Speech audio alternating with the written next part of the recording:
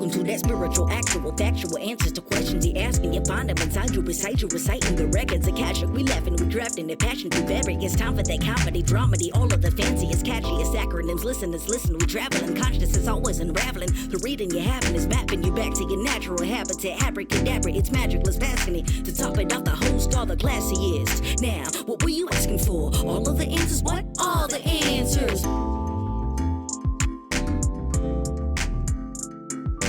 Smaller so I can see Cassidy. Make it smaller now. I did it. Oof, it's so loud. Next step, Desmond, I swear to Christ on the cross, I'm gonna put that. I finally got the right desk and we made the room all pretty and we have the carpet. Next step is the arm and then everybody's happy. So I was telling you I have a song in my head. I can't get out of my head. I don't know why I run away. That was flat. But it's Ariana Grande and The Weeknd. Who, can we just for a second? Why? Because the choice of names? Oops, sorry. I'm going to make my phone not make noise now. I feel bad for The Weeknd. Have you seen no, with that too, but no, the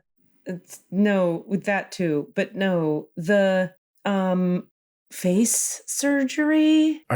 Did he get it? Because his whole thing was like putting on bandages and wearing them like in concert to make a point. Like when he did the Super Bowl halftime, he was wearing bandages because that was his whole thing, was like commenting on getting surgery. Yeah, but have you seen his face? No. Did he get surgery? Yeah, like a lot. Oh, The Weeknd finally explains his face. The Weeknd's face freaks some people out. Have you seen the face? Look at the face. Oh, yeah, I don't agree with his choices. Absolutely. I'm just saying I feel a little bad for this human, but yeah, that's a little bit, I don't know the whole story. I don't either, because it doesn't seem like the best story, though. He looks, less good than he did before. That's what I'm talking about.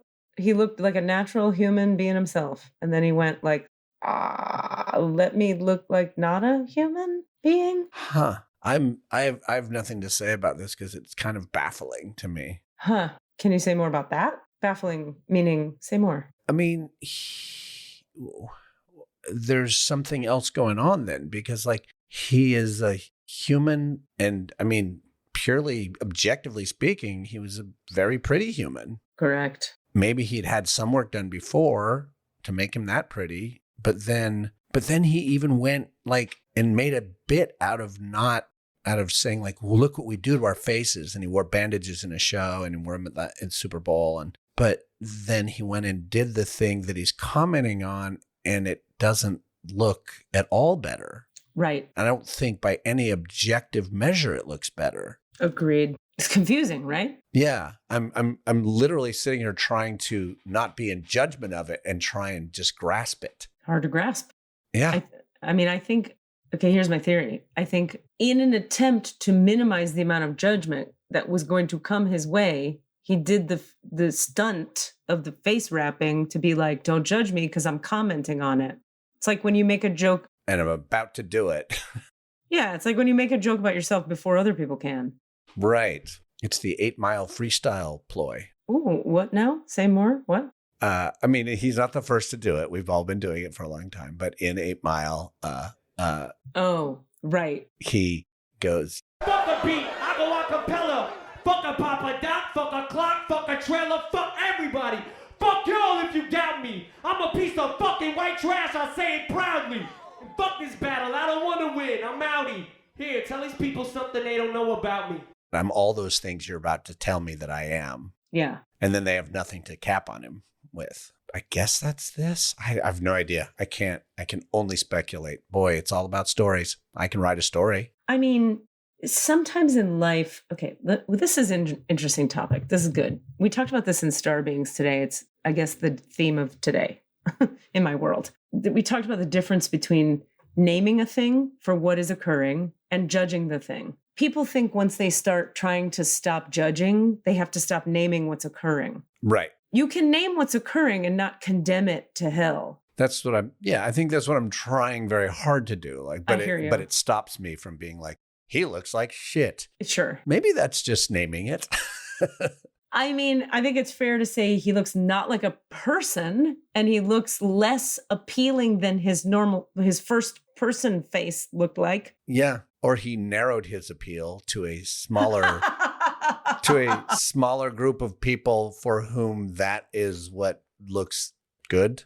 I wonder who them are. I mean, I think that about a lot of work. Really? I see people who obviously have money or whatever, and they're like, and I just go, all I see is work. Yeah. I don't see like, oh, you've been sculpted, which is like one type of work. I see you have cheekbones that are those of a person with plastic surgery, which don't look like cheekbones. Right. You know, there's a lot of people, and I don't think it's because they got, quote, bad plastic surgery. I think that that's the look they're looking for is plastic surgery cheekbones. They don't look like that model's perfect cheekbones. Right. You know, they look like plastic surgery cheekbones. Yeah, totes. And in my mind, and this is, again, I'm writing the story of like, I would imagine that the intent of plastic surgery is to achieve an ideal, a hidden ideal. It's to say, look how beautiful I am. Yeah. Not look how beautiful I was shaped to be. Or look how well the surgeon made me look like all the other people that look like this. Yeah. I mean, except those people who go like batshit hog wild with it, like, and do like, you know, I want to look like the human Barbie or a weirdo doll or a cat. Mm-hmm. I mean, that's a different thing. Uh-huh. Do you ever watch The Kardashians? Not for 20 years. Something tells me no. I've watched an episode of Keeping Up With at some in point. recent episodes, Kylie, I think it's Kylie, has spoken pretty openly and regularly about, well, a couple times, I'll say that, about the beauty standards that family has created and then been upholding. Mm-hmm. And she'll be like, you know, you guys, what are these beauty standards we're creating and upholding? Like, should we look at that? And they're all like, yeah, anyway, Skims, you know. So like, whatever. Yeah, we should. Uh-huh. Well. Okay, I looked at it. Now, Skims. So my point is, what I find interesting about that family is I want to know, like, it's such a specific thing they're doing with the cheekbones, but the big lips, but the round eyes, but the ass. Mm-hmm. And the tiny body, but the ass, though, and the titties. So, like, where did that start? It's not exactly the white, hegemonic white lady standard. It's like the Brazilian ass with I don't even know with almost like an Armenian face or like a Middle Eastern dark features, big lips. There's a beauty to. I like the look. It's fine. It's great, but it's so specific, and they all do it in the family, and then all the young people are looking at it and doing it too. So, but where did that start? Do we think? I mean, it sounds to me like it's sort of a drop down menu of options. Like, I'd like a Brazilian ass. I would like the breasts of a Swede. I would like the Swede lips of Ghanaian. I would like yeah.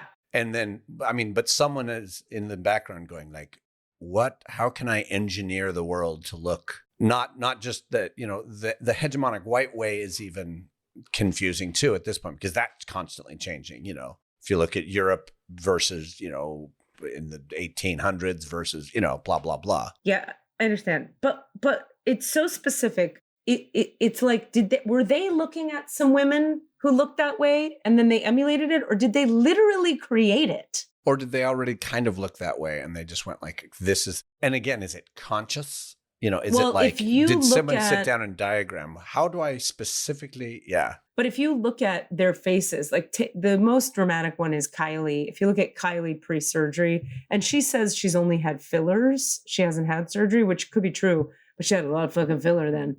If you look at her face before fillers and after, it's a completely different face.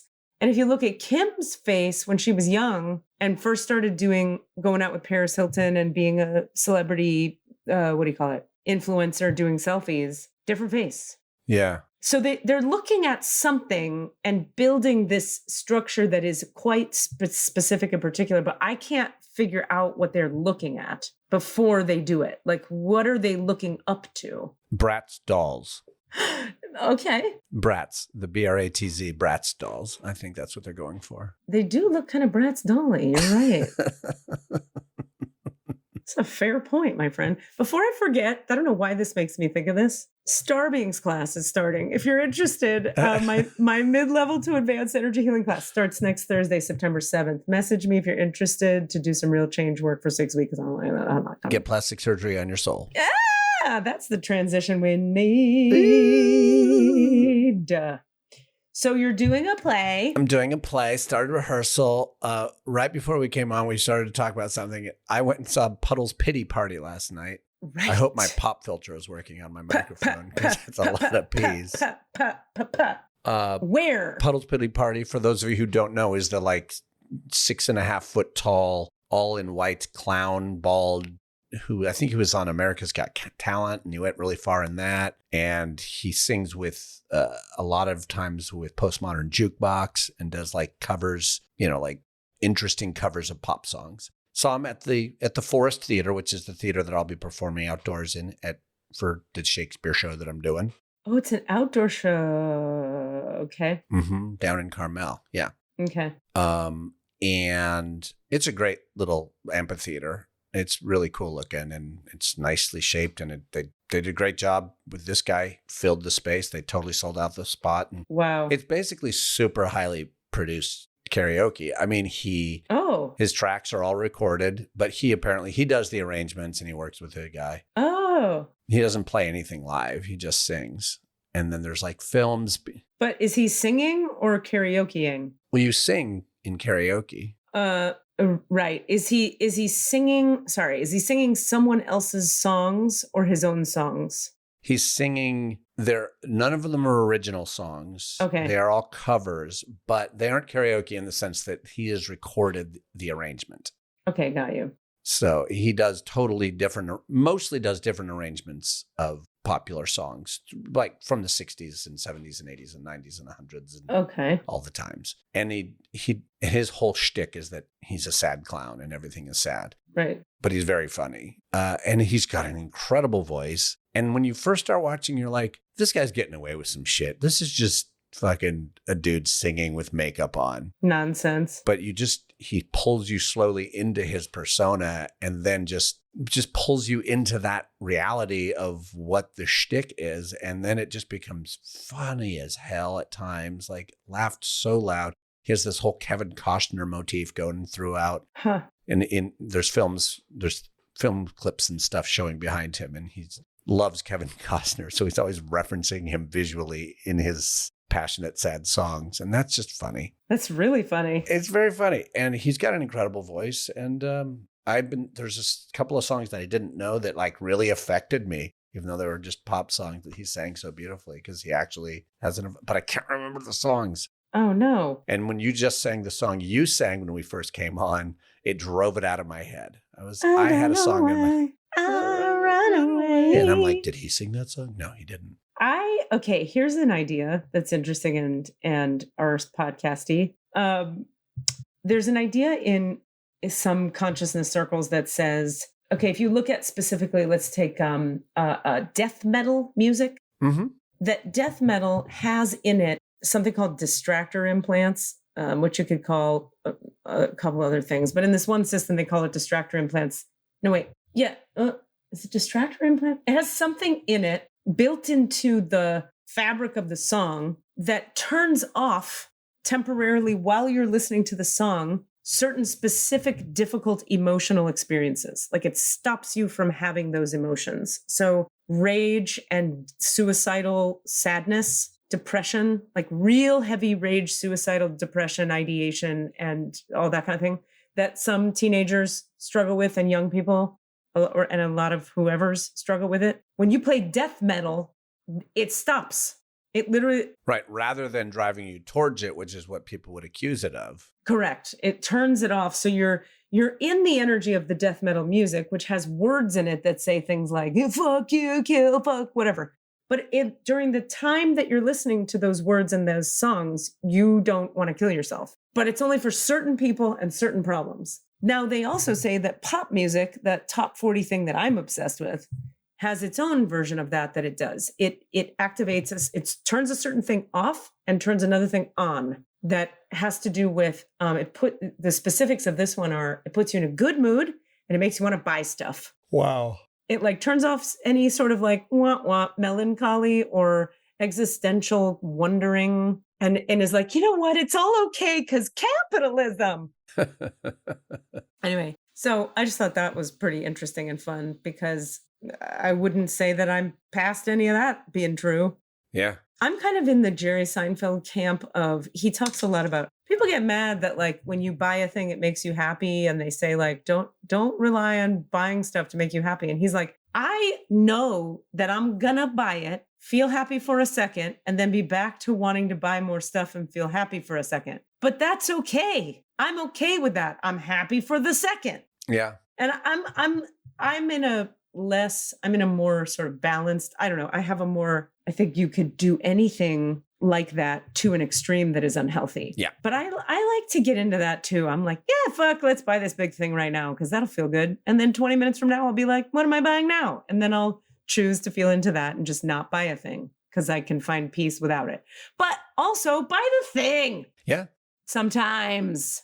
I do it with shirts. I like the idea of moderation in everything, including moderation. Moderation. That's just a good concept. I love it. The way I heard it was everything in moderation, including moderation. Including moderation. You said it. That says it better. It's just Isn't that great? It's tighter construction. That's why sometimes you got to go, just kill a few of your neighbors. Just pick a couple neighbors off with one. If you want to do 3, do 1.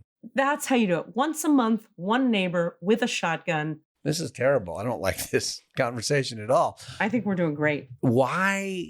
Yeah, the pop music thing. But then the flip of that is, along with death metal, I think we all can identify with the idea of like listening to breakup music when you're going through a breakup. It doesn't make it worse, that idea of like wallowing in it. It makes you feel heard or seen, which helps to ameliorate it. Or sometimes I'll just listen to like really emotional music in order to get into the emotion, to find the emotion, because it's the not feeling the emotion that actually makes you suffer. Correct. Somewhat. Yeah. So the sad music is, we talked about this in Starving today. It's helping you be with what's going on with you rather than separate from it, because separation is how we stay stuck. Mm-hmm. So yeah. Okay. All the teachings. Back to relationships. I'm trying to think of a way.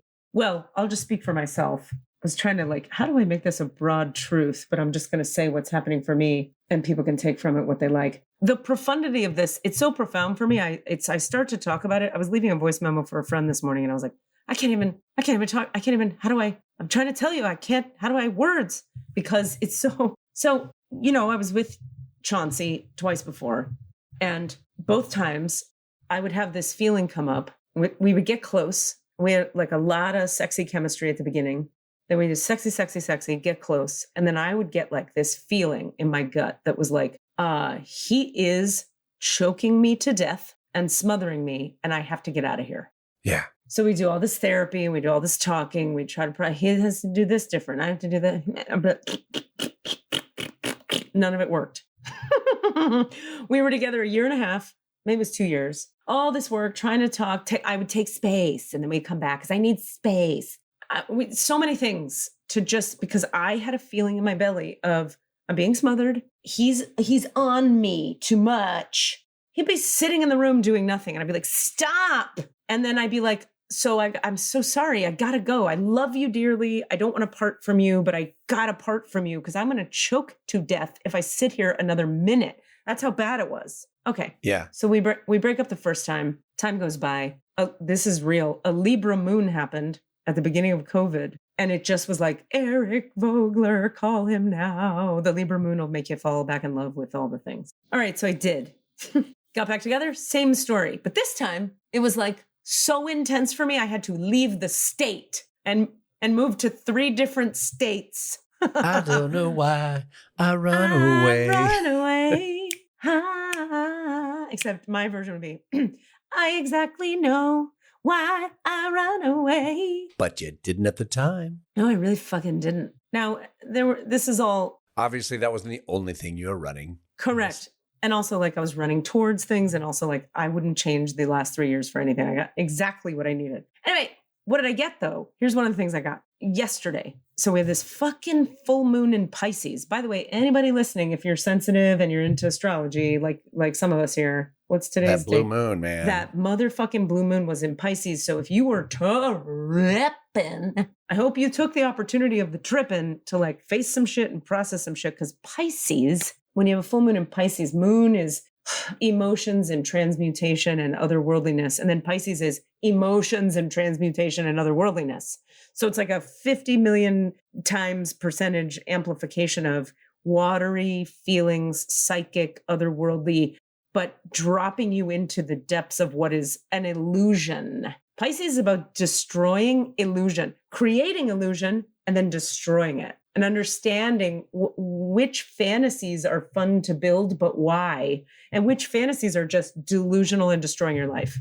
So Pisces is all about illusion and delusion and fantasy. The Pisces moon for me this week brought up that fucking feeling again, where I was like, I mean, we have purchased big pieces of furniture. We are painting the condo. We are in it. And I'm having the feelings of like, I got to get the fuck out of here. I got to go. I can't possibly stay. But mama. Oh, you're having those feelings now. No, not today. As the Pisces moon was coming.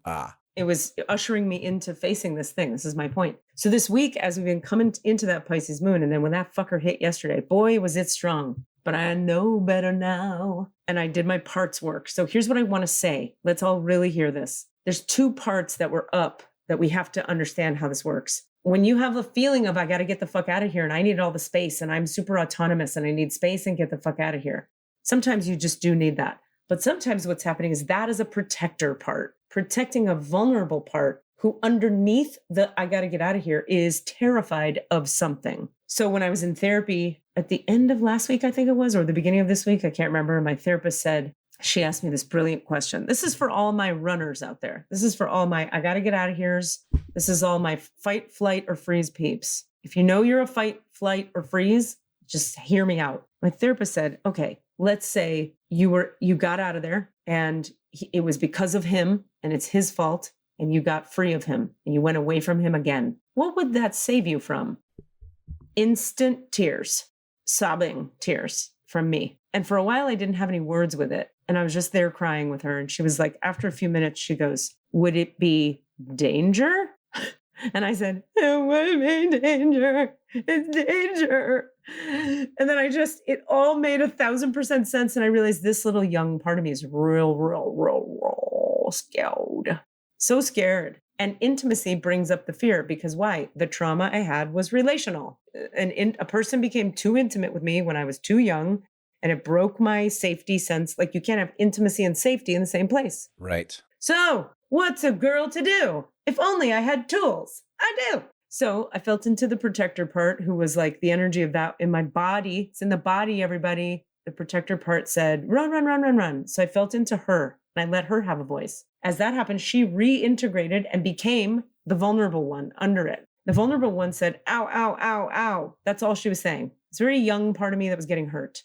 Ow, ow, ow. That didn't get processed when I was young. So I sat into the ow. Very vulnerable. Felt like when you rip a scab off of a wound and then that tender skin in there. It's like you wouldn't want to touch it because it's so tender. That's how my midline felt, the whole inner belly, or like a chunk of it. Sat with her, brought the light to her. 20 seconds later, she's reintegrated. And I'm like, I can't wait to go hang out with Chauncey. I mean. So that's a really good use of the combination. Parts work. Of the spiritual stuff. Parts work, divine light work, and talk therapy. Correct. Having a person like that, she's just giving you straight psychology, but that got you the inroad to the woo-woo shit. For real. Because they're all the same. It's all connected. You need whatever tools you need. So if you're fighting, flighting, or freezing, what is the fight, flight, or freeze part of you protecting you from? And could you feel into the vulnerability of what that part of you is afraid of? Because if you could, you'd probably cry a bunch and then feel better and not have to fight, flight, or leave. Or the other one, freeze. Fight, light, free. I Fight, flight, freeze. Freeze. That's a good tongue twister for us. And I'm weirdly distractible today because while you said that, I wanted to add fart to it. Ooh. And then I had the image of like in a panicky moment, you fight, flight, freeze, or fart. It's true.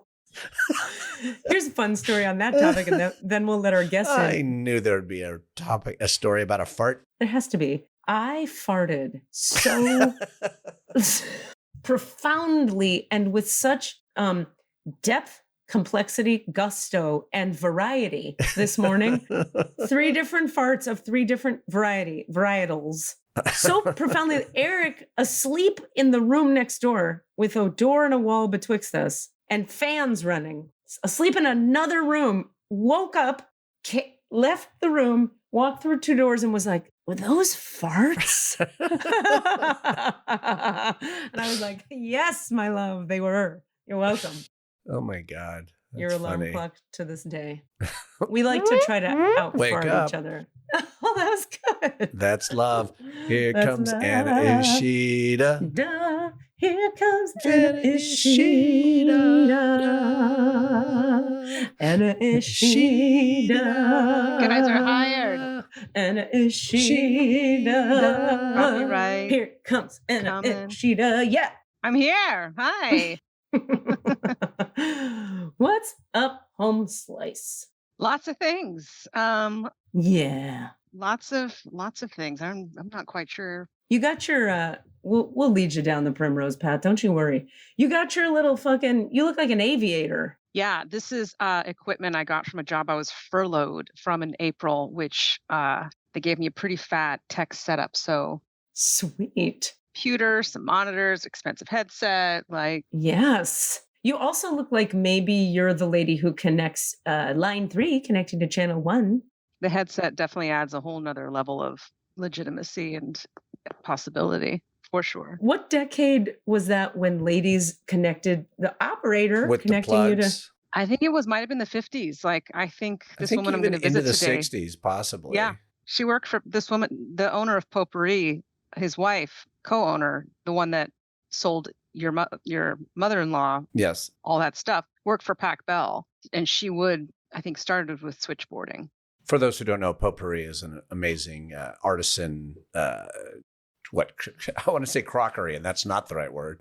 Craft Gallery. The original is closed, but his sons opened 2 stores, and one has closed in Burlingame, but there is one in existence on Vine Street in Berkeley. Potpourri Gallery. Interesting. And they sell like local artisan made things? Not just local, but nationwide, generally all American, U.S. made.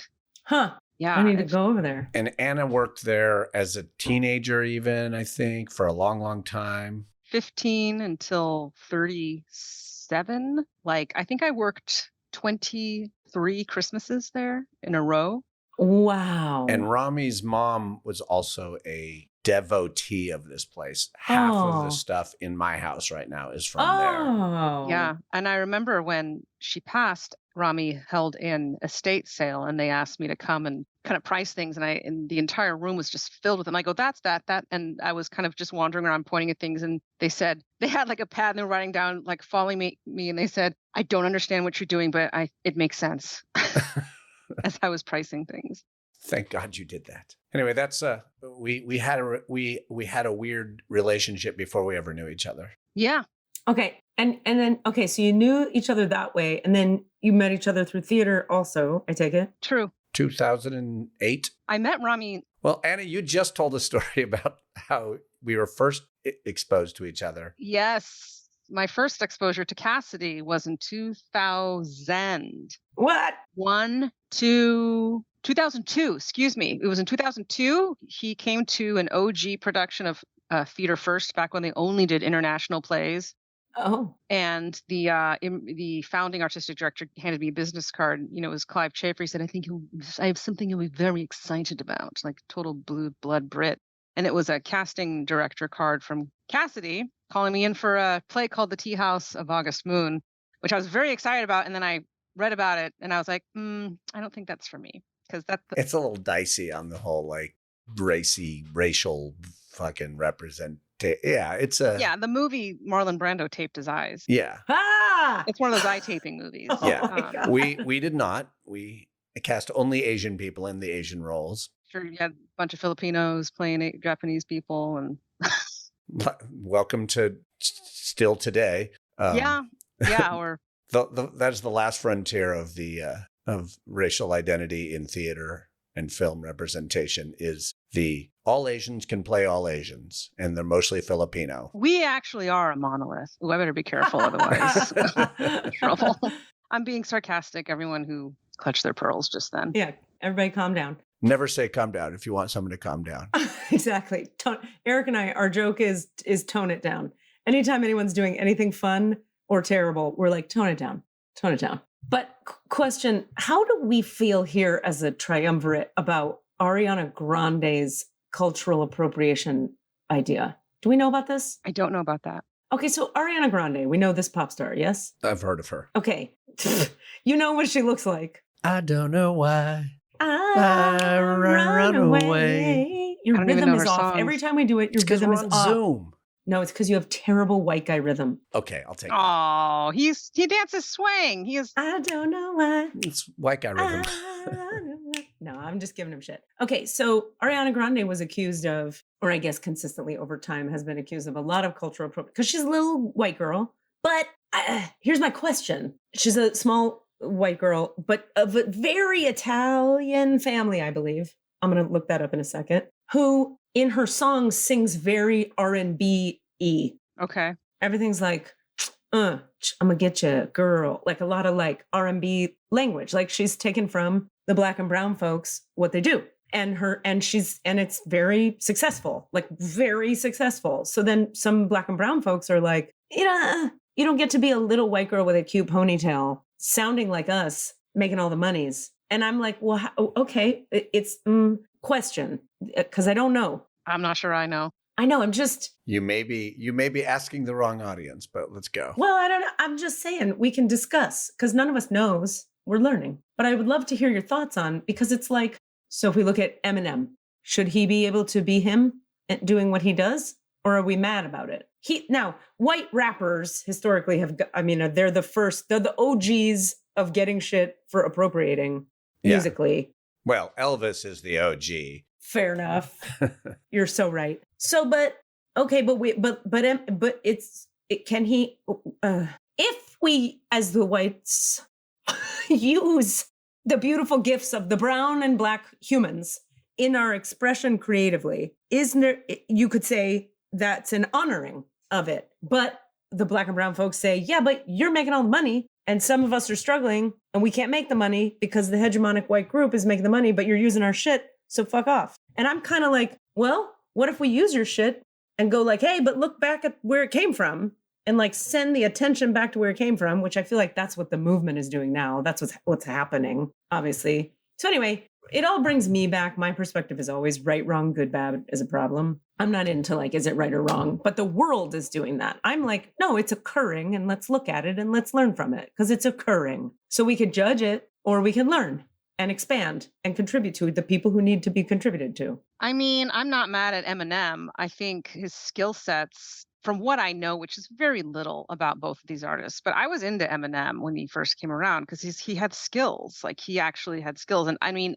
I don't know. I'm assuming he grew up in his life shaped that skill. Right. And he's not like Vanilla Ice, who, is taking a Robbie Van Winkle. robbing Van Winkle, who he says, like under pressure it's actually totally that sample is actually totally different. And I don't know, I don't know much about Vanilla Ice either, but I feel like I hear Eminem, he's talking more about himself than anything else. Right. And if he's talking about himself, even though they're really crazy effed up songs about killing his wife, how much he loves his daughter, he's singing about it. His content is about himself. And I think that and the skills that he has and we'll just say rapping. I mean, who's to say you can't rap about yourself?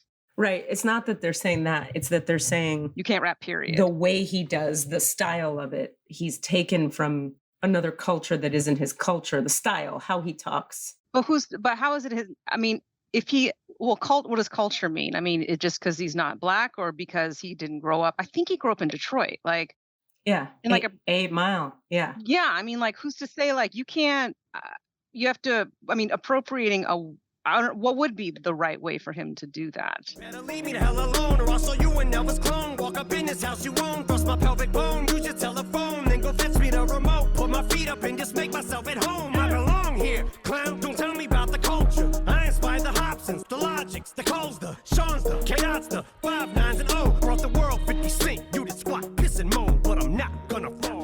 I mean, I'm going to even question the concept of they say, because that's another thing. There's a lot of individual, there's two types, there's more than two.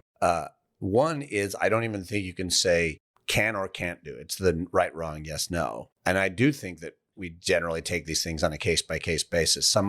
Probably a lot of people look at Ariana Grande and they're like, it doesn't feel right or something. And they look at Eminem and go, no, he can do this. It's okay. Yeah. For whatever reason, internally, there's not like they hold a meeting and go, yes, no. But I mean, as a sort of a general movement, he's accepted. I think the Beastie Boys are generally accepted. Oh, yeah. And then, So they're all men. Right. And that was the next point I was going to get to is, yeah. But I think you have some other women who also kind of get away with it. But then let's talk about, what's her name? Harajuku girl lady. Oh, Gwen Stefani? Gwen Stefani? Yeah. Yeah, but that was different. She didn't say, I'm doing Asian stuff. She said, she literally, the lyrics in that, are you talking about that song? Yeah. Well, she also took on the aesthetic a lot. Was that Gwen Stefani? Or, I mean, Katy Perry is the one who dressed up in full-on geisha garb on like a Grammy. One. And that was like, butt-clenchingly cringy. Yeah, that's different. But Gwen Stefani's thing was she gave very direct homage to where she was taking it from all the time. She was like, oh, okay. Harajuku girls, you guys are cool. I like your style. I like what you're doing. Harajuku girls, you guys, you. And then she was like, I'm gonna wear it too, but you guys did it. You guys. And she was constantly like, them. Yeah, that's different. I mean, this conversation. So I did this amazing production of Three Sisters with Rami last year. And that director has now made this giant triumphant return to criticism, which everyone in the theater community, particularly in the East Coast, is really excited about because her writing is incendiary. And like, I'm looking at this review she did of The Tempest I'd read that too. You read that, yeah. And there's this. I didn't. Tell me. Well, it's first of all, the title is pretty. It's like A Tempest in the Park. That's in parentheses, mostly no thoughts, just vibes.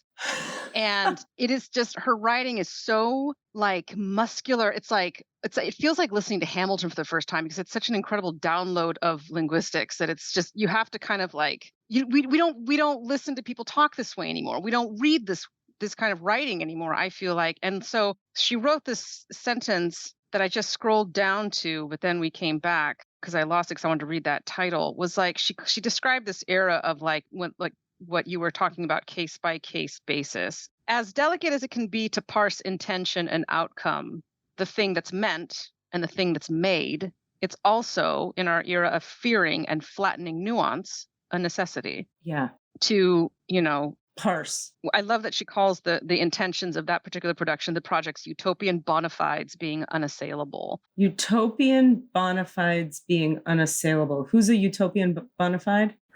The company, it's the Public Works, which is their sort of public outreach version of the Public Theater, Shakespeare in the Park. They're not even actors. Most of them aren't actors. Like they're literally nurses or garbage men or maintenance workers. And then they have like the Angelica Schuyler from the original Hamilton cast is starring in it. Wait, and I'm sorry, what are we saying about that? Or what is she saying about that? I think she's talking about how it's required to interrogate art despite a premise that is unassailable or inarguable.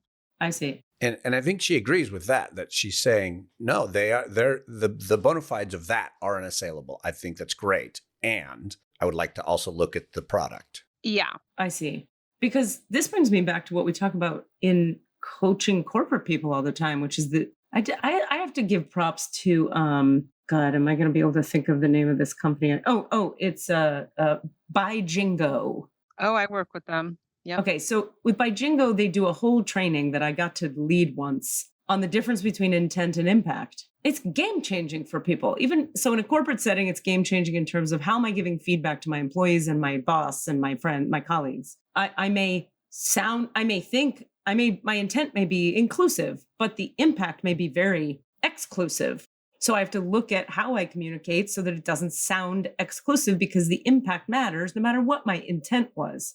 The best way, yeah. So that, right. I heard that explained to me. I had an experience with someone where that idea was introduced to me, and they said, you know how like you're on the subway and you accidentally step on someone's foot like hard. They don't care if you're like, well, I slipped and lost my balance. Like I didn't mean to. They don't care. It's about, no, you stepped on my foot. Like, ouch. And I'm like, oh, okay. I think I kind of get that. Well, I think we can have empathy on both ends of it.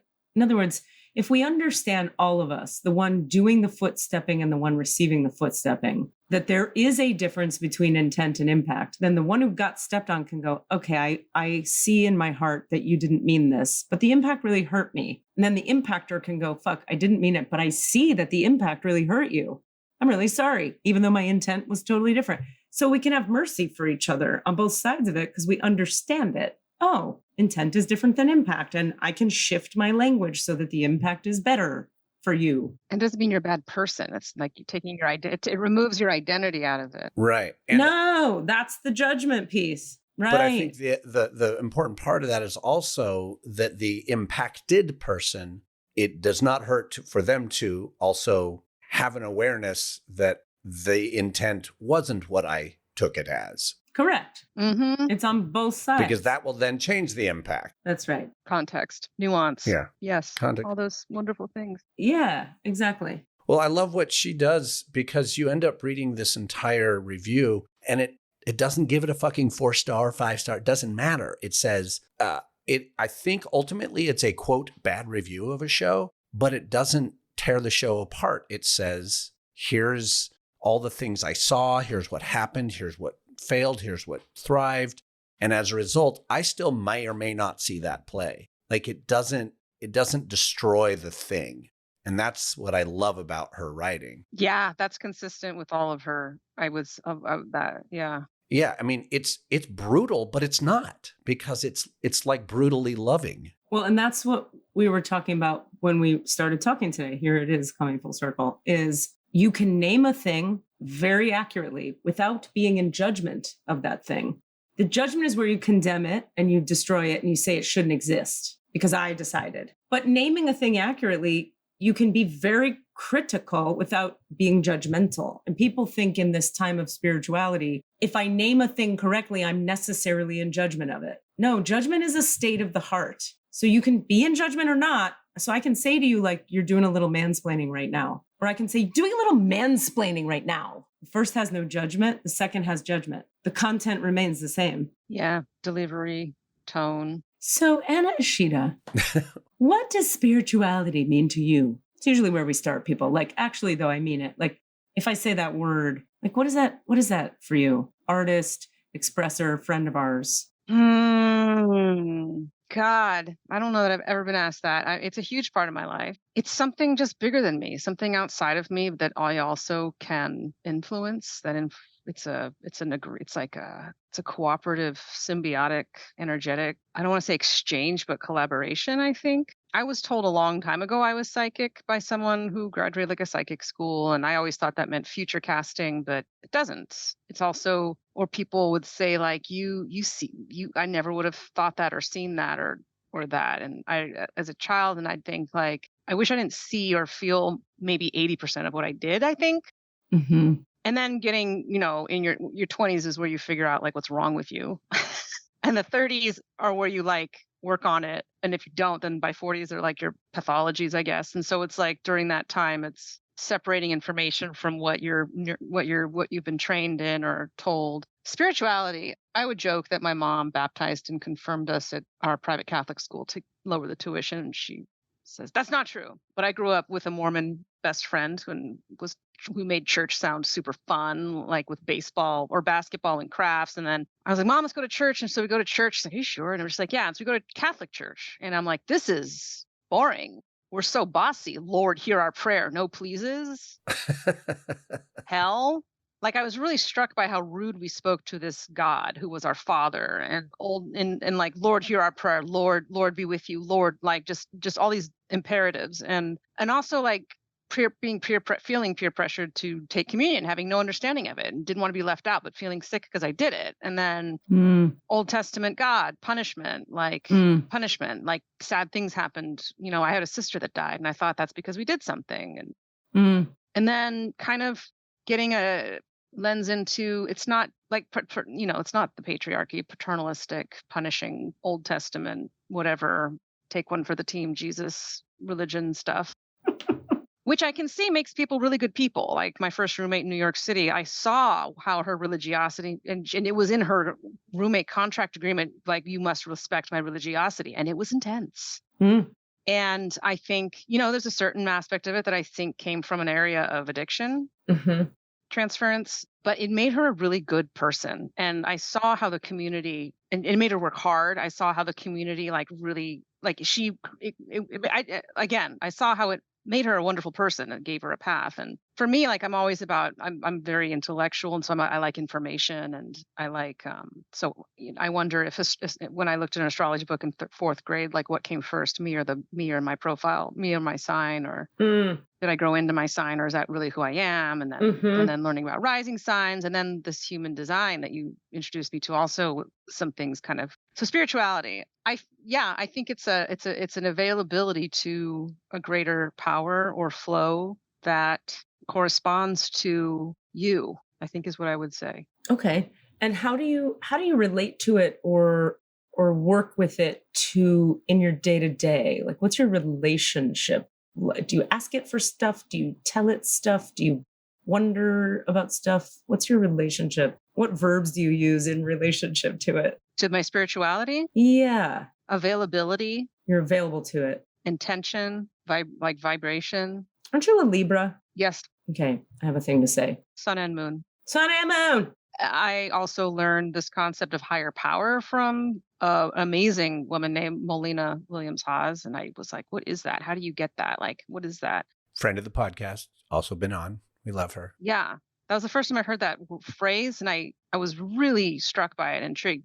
And also how it changed her life, it sounds like, when they said I got down with my higher power and said, if this, then that, but this other thing, and then this other thing, like, totally seemed to happen. I stalked her for like the course of an evening on Facebook when I was in Munich, because I was in the thrall of this narcissist with personality disorder proportions. And she has this amazing podcast called The Perverted Negress. And there was an article that said letting it slide, which is like relationship or dynamic advice for, I think, subs and doms. But I'm like, this absolutely scans to quote unquote vanilla relationships. You let it slide, you teach that person that it's okay for you.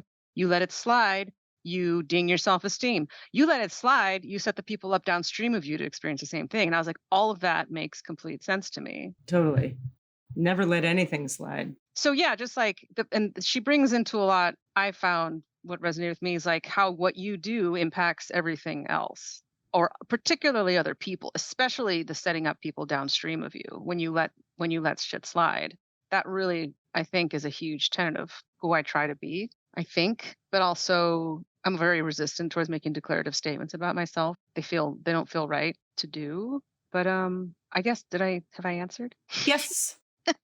Can I look at your chart, your human design chart? Do you mind if I pull it up? I would love for you to do that. Thank you. Oh, I'm so excited. Anna, it's funny, having people on the podcast, I often get to experience a different shade of a person you put a person in a context and everything is different. Context is everything. Anyway, it's so nice to see you here. Like I'm getting to experience a part of you that I personally haven't, for whatever reason, we haven't spent time together in this particular flavor as much. All right. And then can you expand it? Oh my God. All right. Can you scroll down a bit, Boo, so that we don't see the purple get your chart anymore? Yep. This is exciting. Have you had anybody do your whole design before? No. Oh my God. I'm taking notes. We're gonna change the world right now. I'm excited. Right now we're changing And I'm grateful. the world. Thank you for doing this. It's my pleasure. Thanks for being here. How's that? It needs to be, so the window of the human design part, Cass, looks like this. Can it be like this? That's perfect. That's perfect. I'm going to have to open one thing in a minute, but we're not there yet. Wow. Okay. Scroll down just a hair, my love. See where it says Jovian Archive Human Design at the top left? We don't need to see any of that.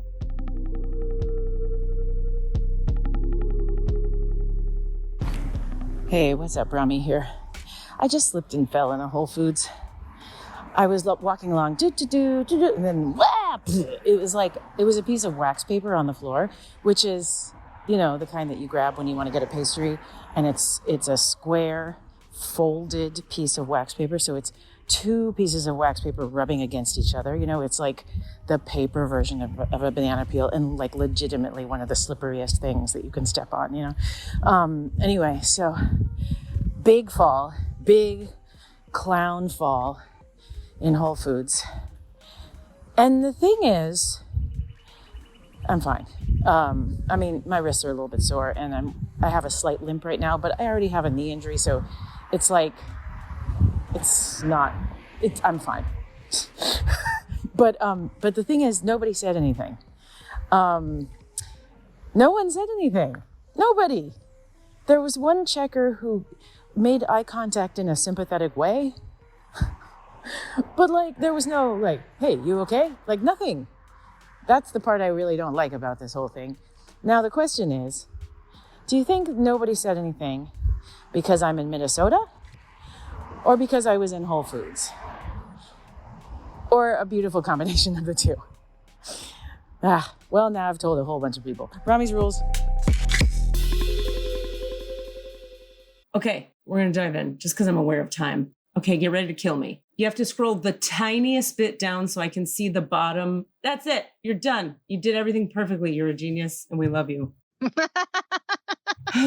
Okay. Master Cassidy Brown. First of all, so it's covered right now, but on the right, it would say type on the right, and to the right of it, it says projector.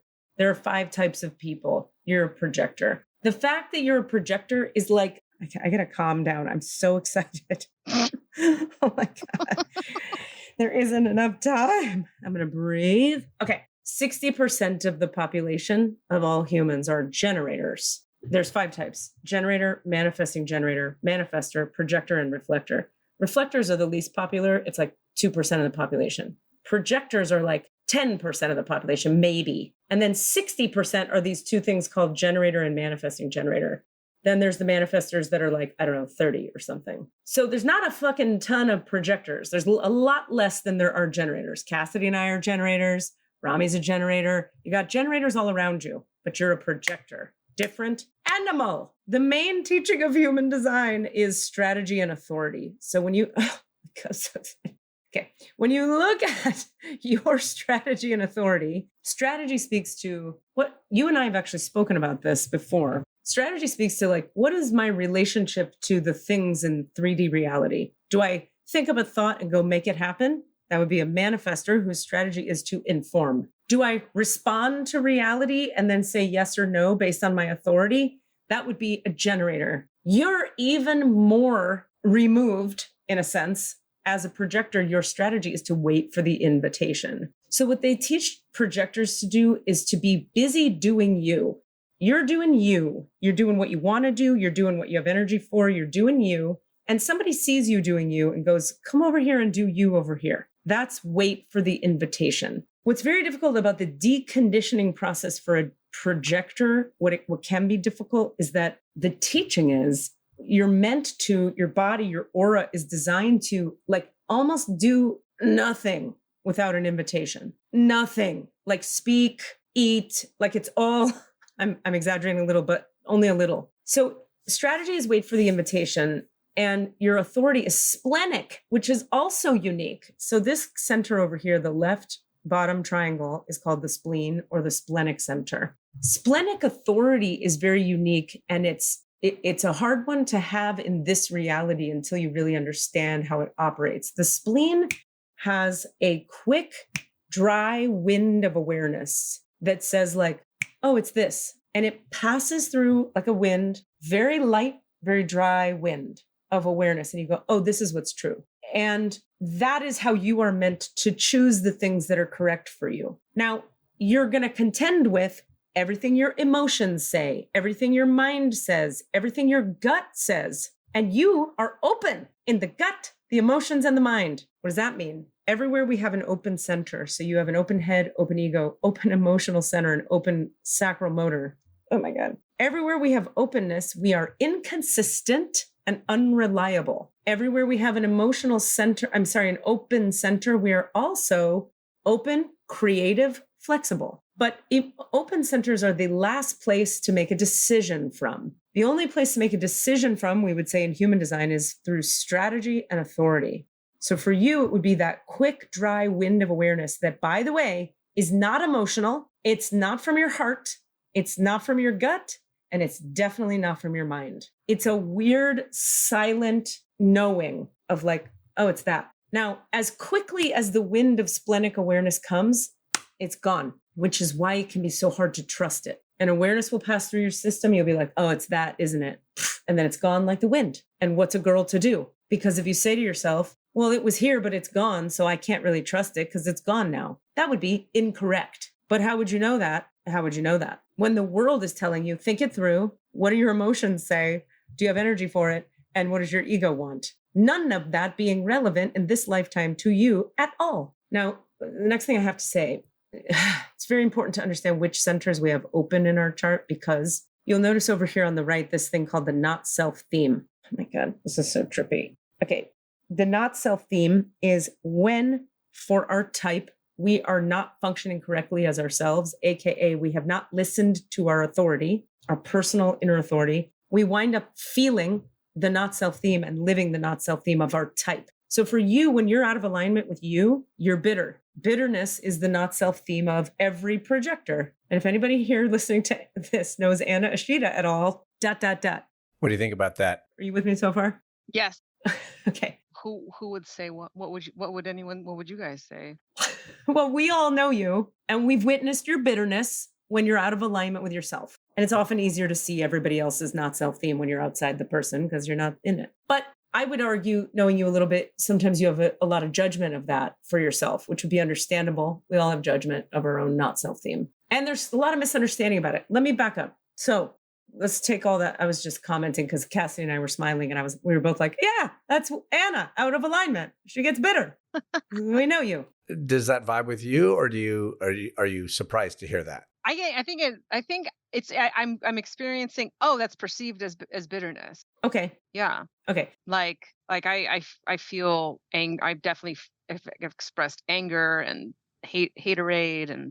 Well, anger and haterade are different from bitterness. Yeah. What does bitterness mean to you guys? I would give you the homework to look into that. Look into bitterness. Mm-hmm. This is a key thing for the projector. Bitterness. I've become bitter. Bitterness is like when anger hardens into something else. Resentment. Kind of. Yep. It's not fair. Yeah. I would just look into it, see what's true for you. Yeah. But here's what's cool. The not self theme, when you're in your not self, when you've acted out of alignment with your own splenic authority, you wind up feeling bitter. But when you act in alignment with your splenic authority, that quick, dry wind says, this is the truth, and you trust it and act on it, you have what's called success. The projector is here to experience success. To give you a sense of how different this is from other people, the generator is here to experience satisfaction. Very different from success. Now, another thing to know about the difference, I'm teaching you about what a projector is by talking about what it isn't, by showing you what a generator is, right? So the projector is what is the projector's role in this world? It's to be the guide of the people. What is the generator doing? The generator is here to know themselves. So the central question for a generator is, who am I to myself? But the central question for a projector is, who are they? Who are they out there? And how may I be the guide for them? I mean, that scans with, I feel like, being an Enneagram 1 as well. Okay, that makes sense. I'm going to say a few more things. God, this is such an interesting chart, and it speaks to just the particularities of I'm going to teach you now the not self theme and the attending freedom of each of your open centers to show you a thing about a thing. Each open center has its own not self theme that is specific and different from the bitterness. But the not self theme of each open center will take you to bitterness as a projector. Every open center that has a not self theme has an attending or parallel or opposite freedom. So that when you catch yourself in the not self theme of the open center that you're in, you can say, oh, I'm caught by the not self of my open head. I'm going to lean into the freedom of my open head if I would like more success and less bitterness. All right. So the not self theme of an open head is, I can't figure it out. I got to figure it out. The freedom of the open head is I'm free to not think. So the head says, the pressure center of the head says, I got to figure this out. What's the answer? Let me figure this out. What should I choose? Should I do this or do that? I'm going to figure it out. Oh man, I can't figure it out. So I better figure it out. I better figure out how to figure it out. This is all the delusion of the open head. This is the not self. This is the conditioning of the open head. The freedom of the open head is I'm free to not think. So the way this would look in practice would be you're in your head, you're spinning, and you go, you know what? I'm free to not think. I'm going to follow strategy and authority. I'm going to wait till somebody invites me, and I'm going to listen for that quick, dry wind of awareness, and I'll know when I know, and I don't until then. All the thinking helps me none. Okay. We come down to the open ego. Is that the triangle? Mm-hmm. Anna, can you see when I move my... Yes. Okay, This she can little see it. sleeve. No, that's me. That's my cursor you're seeing. The black one that I'm doing circles with right now. Can you see that? No, I don't see yours. Katie. Okay, Sorry. the open ego is that little triangle. The not self theme of the open ego says, when I feel hurt, envy, or lack of any kind, hurt, envy, lack, I get busy trying to prove my worth and value. That will lead you to bitterness. The freedom of the open ego is I'm free to give up. What am I free to give up? I'm free to give up the need to prove my worth and value. So the shorthand of that is anytime you're doing anything from the energy or the consciousness of proving, don't. Okay. Hurt, envy, lack. Those are the clues. Oh, I feel hurt by that. Or, oh, I'm jealous that that person got that role or that job or that money or that boyfriend or whatever. So I better prove I have worth and value. No, I better not. I give up. And then I have success and less bitterness. Okay. This one right here, the solar plexus being entirely open, I think is really relevant. Is that the side triangle? Yeah. Mm-hmm. That is the emotional center. Remember, open centers are where we are inconsistent and unreliable. You are inconsistent and unreliable emotionally, meaning trying to make a decision for your life from an emotional place will never lead you to success. It will always lead you to bitterness. In the end, the not self theme of the open solar plexus is I can feel empty and overwhelmed, and I am conflict averse. I can feel empty, overwhelmed, and or totally avoidant of conflict.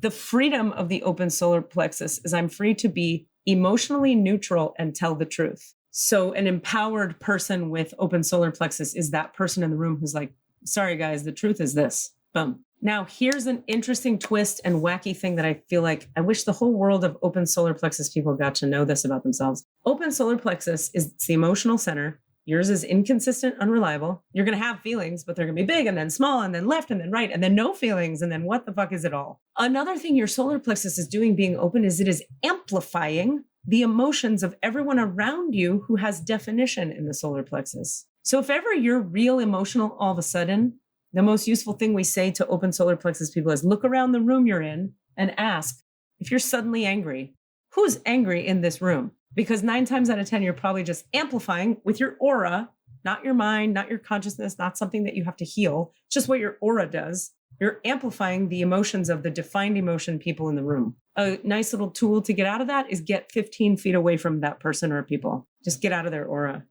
And all of a sudden you'll be like, oh, I'm calm again.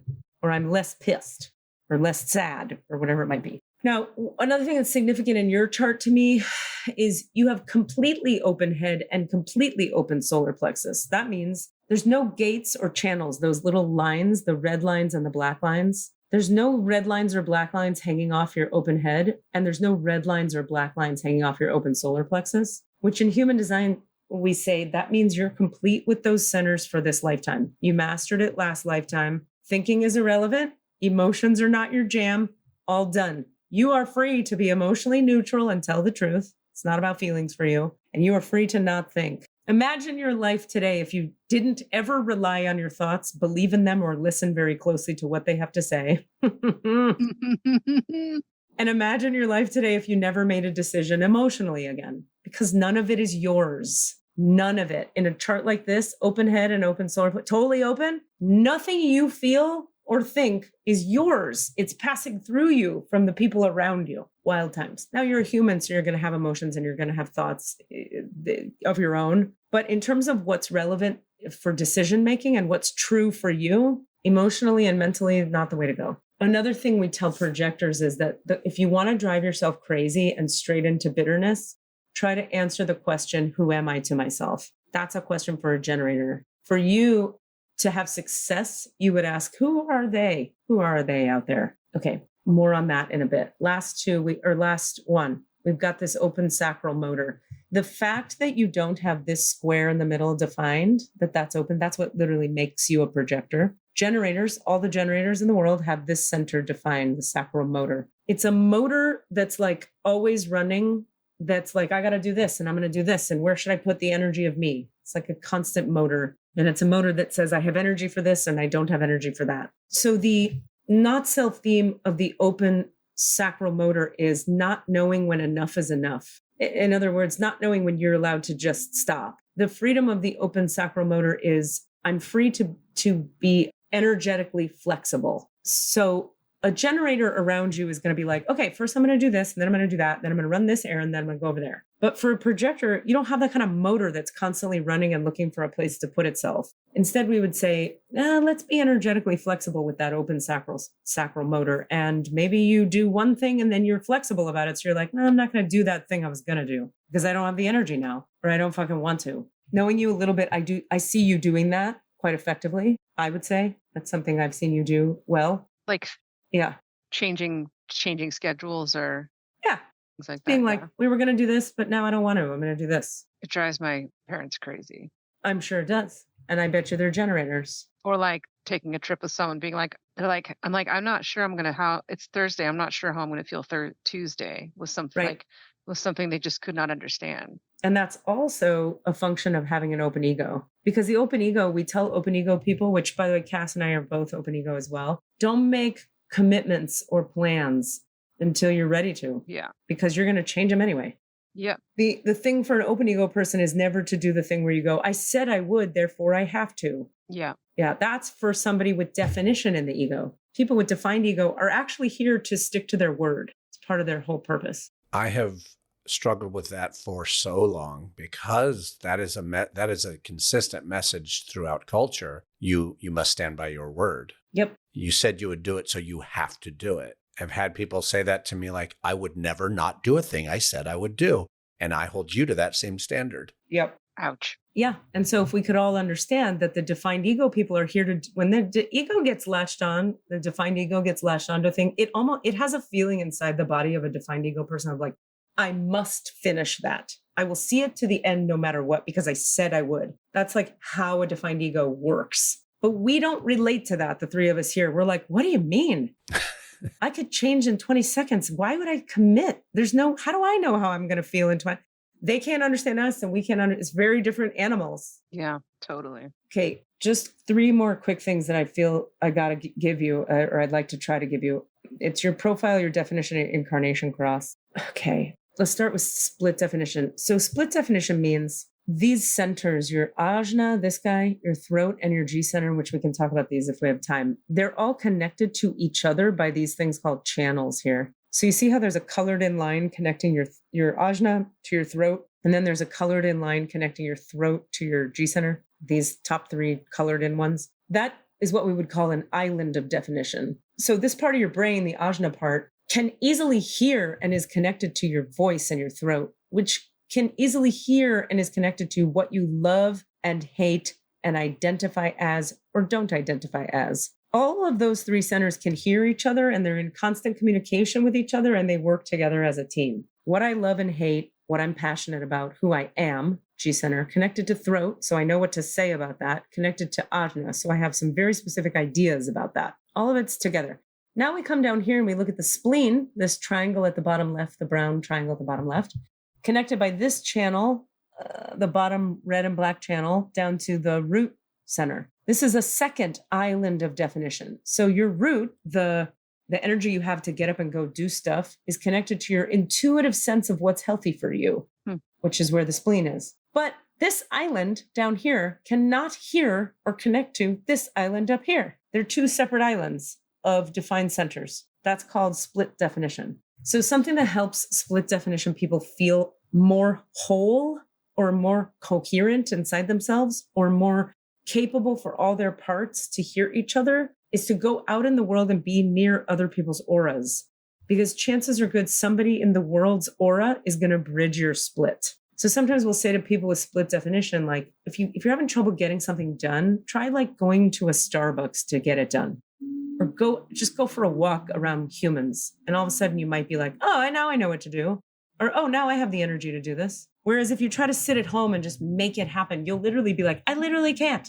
I can't. That's how I feel about planning my trip to Japan in October. I cannot get it done. There you go.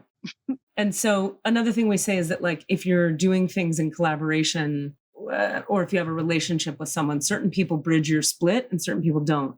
So when someone's aura bridges your split, it can feel inside yourself like, all my parts can hear each other. I'm more coherent. I'm good when this person's around. Ooh, I want that. That sounds nice. Yeah, everybody wants it until they have it. But it's great. It is great. It feels really nice to feel more coherent within yourself, of course. The flip side of that is that everything you love about how a person bridges your split becomes everything you hate about that person. So talk for another time. Okay, that's split definition. And then I want to get into, what time are we at? 1:30. Oh, we have some time. We're real close. Okay. I mean, we're already at 90 minutes of our time, but we can go over if everyone's okay. Okay. All right. So this is your incarnation cross, which is what your day-to-day life looks like when you're functioning correctly as yourself. What is the day-to-day of an Anna projector? You bring the energy that says, get your stuff together. Yes. Gee, I can't relate to that about you. Get it together. The lead energy here is correction. And this correction is about making life better and more joyful. This is not always going to be an easy message to bring to the world because not everyone is ready for correction. It may feel personal, but realize that it's not. At times, you may need to soften the delivery of your message and make sure your correction is invited by the recipients, or greater conflict will arise. You are here to shape up this world to make it a better place. Oh, God. There's that intent and impact thing. Yeah. Who do I think I am? Oh, my God. It's who you are is this. You are here to be this. Now, what I'll say, knowing about what, and then we could go back to her chart if you don't mind, Cass. Because you're a projector, this is the last thing this is a very important thing. The whole thing about a projector is everything goes badly for projectors who don't wait for the invitation. So if you wait to be invited to correct people, they will worship you for the correction. But if you just correct them with no invitation, they will project onto you. It's why you're called a projector. The worst judgments, and they will oust you. This is why I get so excited when I get to talk to a projector, because if you can really master waiting for the invitation, you start to have a lot of success. Wait for the invitation, follow that splenic authority, but then be busy correcting things and making the world a better place when invited to do so. Game changing. Yeah. There's been, I feel like that's been a big confrontation this year. Like, I feel like this year, for a lot of reasons, I kind of had this, I think I told Cassidy this realization, or maybe even you, like, oh my gosh, people can be monstrous, like, truly. And there were no invitations. And some of them were friends, our friends, or various degrees of intimacy. And so I've definitely struggled with that this year. But the waiting for the invitation is I remember we came across that we were having brunch at the Grand Lake Kitchen, and yes, and the wait for the invitation. I'm like, oh my God, that makes, like, that's been at least my entire theater career. My entire acting career has been wait for the invitation. That's it. Like, not, oh, did you do the generals? Yeah. Oh, did you? Yeah. Did you submit? Did you? Yeah. Did you get an agent? Yeah. It's all of that always felt so wrong. And when I did them anyway, it was either a complete waste of time and money, or I got my ass kicked. 1,000,000%. But like invitations vary. It's like, yeah, do this thing with us is not necessarily an invitation. Or another way to say that, or another addition to that, I would add would be, this is something they talk about with projectors a lot, is you don't have to say yes to every invitation. Like just because that's true too. Yeah. Because you're waiting so long as a projector, it can feel like, an invitation, I'll take it. But then we would add to that, but you got to follow that splenic authority. If you have that quick, dry wind of like, yeah, this is good for me. This is healthy for me. Oh yeah. I've had damp, musty winds of this is not right, but they're still invitations. And I did them anyway. And I had some of the worst experiences of my life. Damp, musty wind of no. Damp, musty winds of no that I just kind of gagged through or shoved down anyway. Like there have been very tangible. Yeah, that absolutely. It was validating to hear that. I have a question for projectors in general. How do you balance to be invited requires some version of to be aware that I exist to be invited, right? What do you mean? Like not going to the generals, not, if we're talking about as an actor, like you can't literally just have not done anything and sat home. But any action you take towards publicizing yourself feels like not waiting for the invitation. Well, let me explain. Yeah. So that's what I mean when I said to Anna before, it's the projector is meant to be busy doing them. So what does busy doing them mean? In Anna's case, that might look like, I'm going to make this up, you tell me if this is off. That might look like she was moved to go to one audition, or she was moved to go to a class. And she did something interesting at that class. And someone there was like, come over and do this play. Then she does a play and somebody sees the play and goes, oh, that was cool. Come over here and do this play. That's exactly how that has happened. Yeah. So whatever she's moved to do, she actually if she's busy doing her, maybe it's a class, maybe it's a show, maybe it's an audition, whatever it is. Somehow she's like, I actually want to go to that. She goes to it, she's doing it. And somebody there goes, oh, come over here. I have canceled auditions 30 minutes before I was scheduled to do it. Before. I did that kind of a lot for an actor trying to build a career, but I just was like, it will just be all bad if I go. It would just be harmful to go. And that would be, to me, that's you listening to the open ego, the open sacral motor, and the defined splenic center. Yeah. That spleen that's defined goes, I just know that this is bad. Yeah, it's going to be bad. Yeah. This all is very validating. And every day it's like, I always like, well, if anything, I'm going to exercise. If anything. Yeah. So. Thank you. Yes. That was fantastic. Yay. We can wrap up. I have to run anyway. Anna, thank you for coming and hanging with us. I feel like we could do 6 other sessions with you, chit chat more. Wow, cool. I'd be up for it. But thank you so much for this wonderful window into me, into my human design chart, and with your inimitable Rubinesque Rubinness. Rubinesque, that's funny. I'll take it. Thank you. All right, friends, let's all do our work. All right. I'm going to go, Cass. Love you. And we'll reschedule our walk, Katie. Sounds good. Looking forward to it. Bye, Cassidy. Thank Love you all. Bye. Bye. Do your work. Do your work. What are you asking for? All of the answers? Say what? All of the answers? Yeah, all the answers. Hey guys, thanks for listening. We'd love to hear from you. Please email us with your questions so that we have questions to answer in the Akashic Records. Our email address is allanswerspod@gmail.com. That's allanswerspod@gmail.com. And if you'd like to find us on Facebook or Twitter, it's @allanswerspod, @allanswerspod. Thank you. This might get edited out, but. Mixed and edited by Desmond McNeese for We Mixed It, LLC. Go to whatsoundsawesome.com. Oh, or do that.